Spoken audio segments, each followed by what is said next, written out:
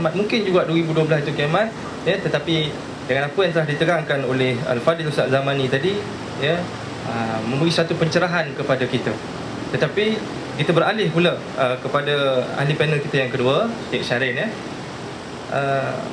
Sebagaimana telah diterangkan itu, kita dah pun tenteram, tapi kita nak tahu, kita nak korek daripada mana cerita ini disensasikan, ya. Kerana kita melihat pada zaman teknologi maklumat pada hari ini, dengan Twitternya, dengan Facebooknya, dengan laman blognya, sehingga kan dalam Twitter, Facebook dan blog itu menjadi tempat orang kata apa, tempat berbalah sesama sendiri, ya, yang menyokongnya, yang menidakkannya, ya, dan bermacam-macam lagi, ya. Tapi nak tahu asas punca ataupun fakta ataupun macam mana yang boleh timbul cerita ni, silakan.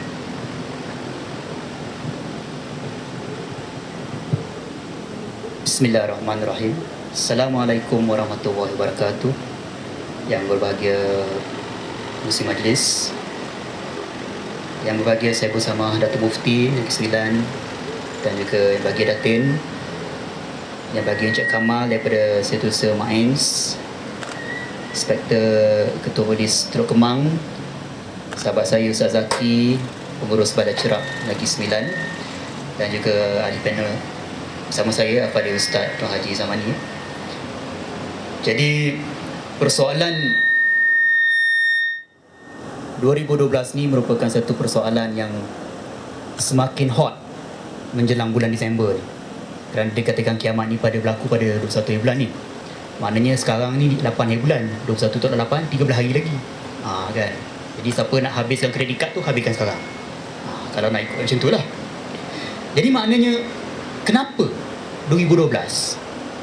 Mana datang ceritanya orang berkira-kira sangat, berharap-harap sangat nak berlakunya kiamat pada 21 bulan 12 2012. Jadi semuanya kalau kita kaji berdasarkan berita-berita yang telah keluar, selalunya kalau kita lihat sekarang ni, berita muncul daripada internet. Dan paling banyak berita tersebar ni adalah daripada laman-laman sosial seperti Facebook dan Twitter, terutama Facebook lah. Dan sekarang ni semua ada Facebook, jarang orang tak ada Facebook, kan? Jadi maknanya berita tu keluar apabila seorang tu dia mendapat satu paragraf yang mengatakan bahawa kaum Maya, sebuah kaum di Amerika Selatan, telah buat prediction, telah buat ramalan yang mengatakan bahawa dunia ni akan kiamat pada 21 bulan 12 2012. Kerana apa? Kerana kalender mereka, kalender kaum Maya ni habis pada tarikh 21 bulan 12 2012. Dia kata kalender dia boleh habis. Kalau kita kalender dia 31 bulan Disember 2012, esoknya kita tukar kalender baru, kan? Kita pergi kedai mana-mana, ada kalender baru tak? 2012. Tukar 1 Januari 2013. Berubah, cycle-nya berubah. Tapi yang dikatakan tamat kerana dia percaya bahawa kalender Maya ni habis pada 21 bulan 12 2012 ni, kerana kalender tu tamat, stop pada tarikh tersebut. Jadi disebabkan itulah, dan dicampurkan lagi dengan dikatakan pendapat yang mengatakan kaum Maya ni merupakan satu kaum yang cukup sophisticated daripada sudut membuat kalender, kerana mereka memerhatikan kedudukan bulan dan bintang, dan mereka telah membuat kalender ni berdasarkan kedudukan bulan dan bintang tepat, jadi perfect. Jadi maknanya dikatakan kaum Maya ni merupakan satu kaum yang cukup perfect daripada segi kiraannya. Jadi maka kita harus percaya kiraannya betul, dan kiraan itu menunjukkan memang akan tamat 21 bulan 12 2012. Jadi berdasarkan asas cerita itulah yang menyebabkan ramai yang percaya. Itu belum lagi ditambah-tambah lagi, ditambah rencah-rencahnya lah, nak menyedapkan lagi kan. Keluar cerita di Hollywood tahun 2012 dunia akan kiamat.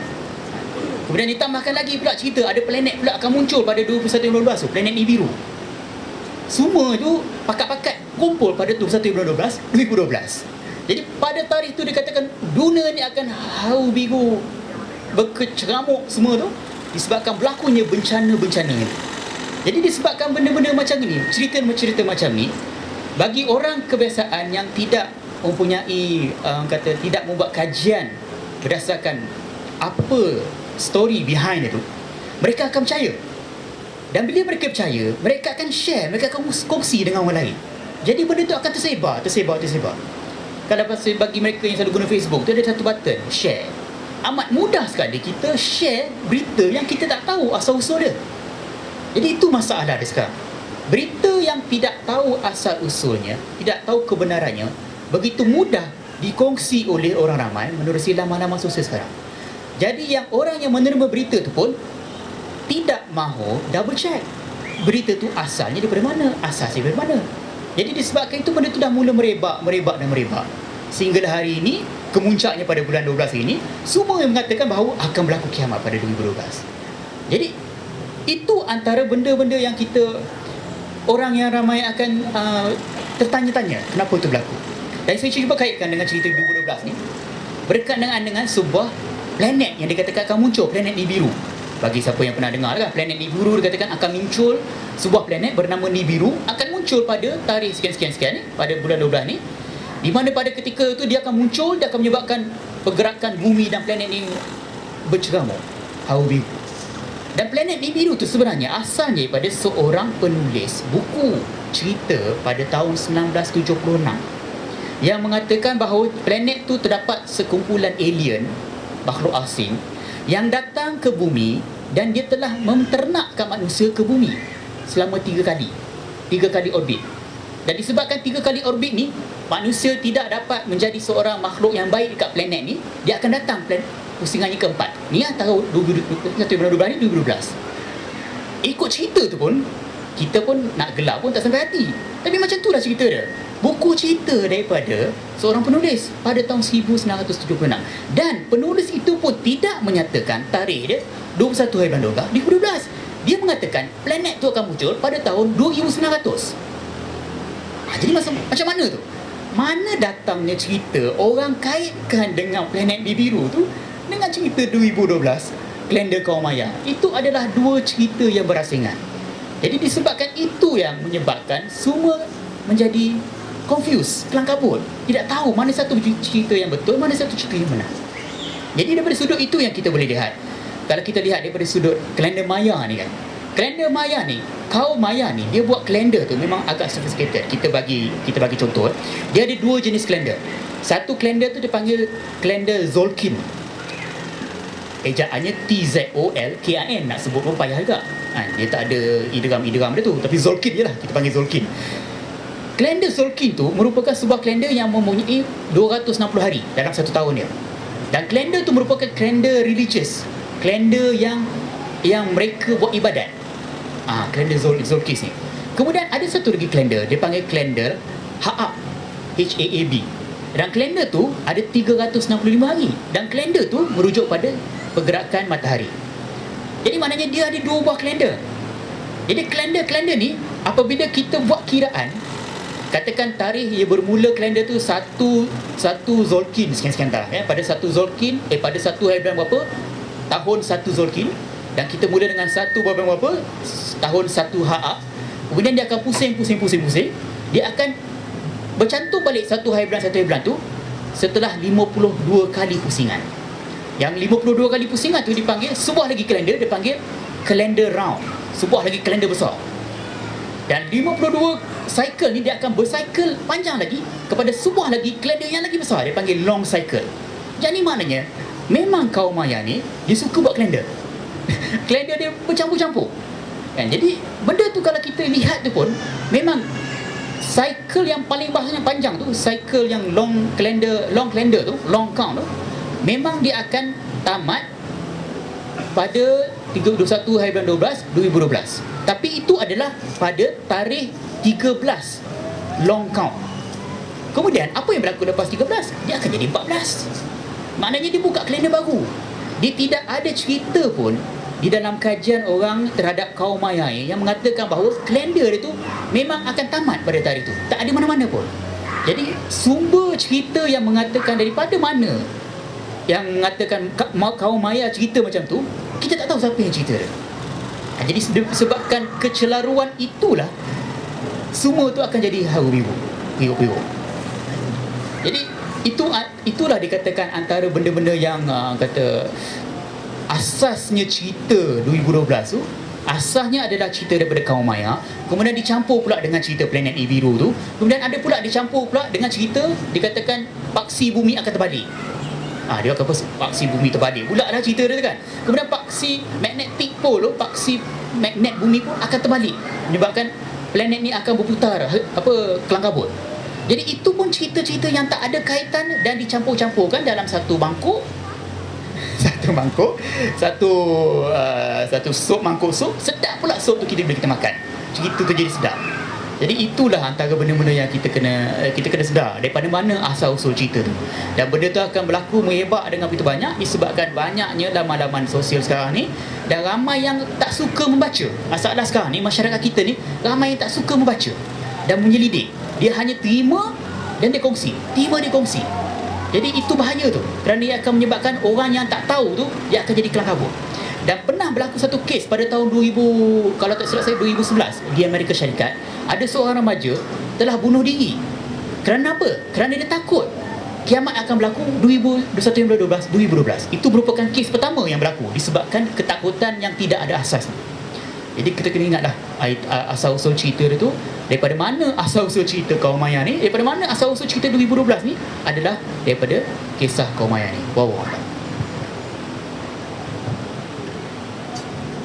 Terima kasih Cik Syahrin ya. Tuan-tuan rahmati Allah Subhanahu Wa Taala, punya begitu ya ceritanya, yang mana kita lihat satu trend mudahnya tersebar suatu cerita itu melalui laman sosial ataupun internet dan mudah disebarkan. Jadi seolah-olah menggambarkan kepada kita pada malam ini suatu perkara yang cepat itu Ustaz ya. Perkara yang cepat itu yang seronok, yang nak cepat dikongsikan ya. Tapi kalau kita tengok nak melalui satu proses tarbiyah yang memerlukan ketinggian ya, keazaman, memerlukan kekuatan diri, sabar, itu dah mula tak dipandang ya. Jadi saya teringat ya, inna ista'jala minasyaitan.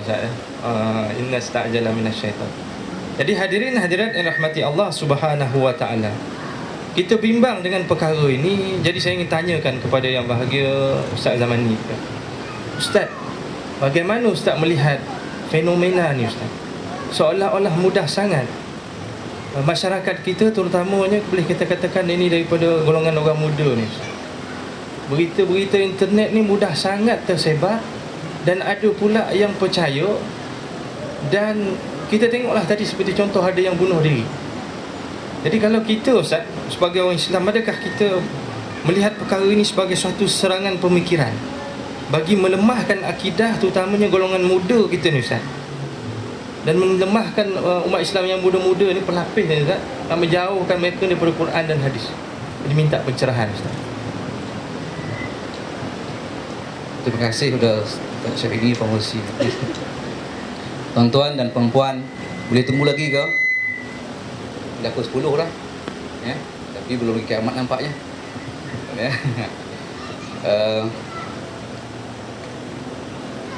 Memang di sana tuan-tuan, kita jangan lupa bahawasanya musuh-musuh Islam sentiasa mencari dan merancang. Kita jangan sangka kita berada dalam keadaan yang senang dan tenang, tapi kita kena melihat bahawa kita sedang diperhati dan diteliti di mana ruang dan peluang bagi musuh-musuh Islam untuk menghancurkan Islam, sama ada di peringkat pendidikan anak-anak kita, remaja kita dan sebagainya. Dan hari ini pun kita dengar tuan-tuan adanya serangan hedonisme, hiburan yang melampau, liberalisme, pluralisme dan bagai-bagai. Itu juga adalah satu yang bukan lahir semena-mena. Ianya lahir dirancang, disusun dan dihantar. Tuan-tuannya, liberalisme satu yang disusun, dirancang, dihantar. Pluralisme satu yang disusun, yang dirangka dan dihantar. Itu jugalah hiburan-hiburan yang melampau ini, satu yang disusun dan dihantar ke dunia Islam untuk melemahkan Islam itu daripada berpegang, berakidah dengan akidah yang sebenar, beramal dengan Islam yang sebenar. Ini pertembungan ini bukan pertembungan yang baru berlaku. Pertembungan antara yang tak suka Islam dengan Islam ini pertembungan yang lama, yang telah lama. Jadi rupanya, bentuknya, keadaannya trendnya saja yang berbeza, tapi ia tetap maknanya Islam akan sentiasa disaingi, Islam sentiasa akan dimusuhi, Islam sentiasa akan ingin direndah-rendahkan dan dimusnahkan oleh musuh Islam.